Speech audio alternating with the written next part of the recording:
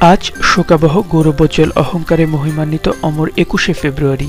রক্ত দিয়ে বাংলা ভাষার মর্যাদা চির উজ্জ্বল করার ক্ষেত্রে পৃথিবীর অনন্য এই ইতিহাসের আজ ৬২ বছর পূর্ণ হচ্ছে।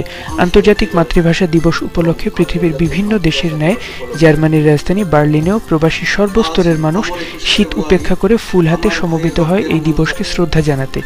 বার্লিনে অবস্থিত বাংলাদেশ দূতাবাসে সালাম রফিকদের প্রতি বিনম্র শ্রদ্ধা রেখে জার্মান স্থানীয় সময় সকাল ১০ ঘটিকায় জাতীয় পতাকা অর্ধনমিত রাখা, ১ মিনিট নীরবতা পালন করা, বিশেষ দোয়া মুনাজাত এবং আলোচনা সভা সহ নানান কর্মসূচির মধ্য দিয়ে পালিত হয় এই দিনটি। উপস্থিত অতিথিদের সামনে মহামান্য রাষ্ট্রপতির বাণী পাঠ করেন মাননীয় রাষ্ট্রদূত জনাব মোহাম্মদ আলী খান, গণপ্রজাতন্ত্রী বাংলাদেশ সরকারের মাননীয় প্রধানমন্ত্রী শেখ হাসিনার বাণী পাঠ করেন দূতাবাসের সম্মানিত কমার্শিয়াল কাউন্সিলর মোহাম্মদ আব্দুর রউফ এবং মাননীয় পররাষ্ট্র প্রতিমন্ত্রীর বাণী পাঠ করেন চ্যান্সেরি প্রধান মোহাম্মদ নাজমুল হুদা। এই দিবসকে কেন্দ্র করে মতবিনিময় সভায় প্রবাসীদের পক্ষ থেকে ভাষার গৌরব ধরে রাখার লক্ষ্যে শহীদ মিনার ও পাঠশালা স্থাপনের দাবি জানানো হলে প্রবাসীদের আন্তরিকভাবে আশ্বাস দিয়ে কথা বলেন মাননীয় রাষ্ট্রদূত জনাব মোহাম্মদ আলী খান।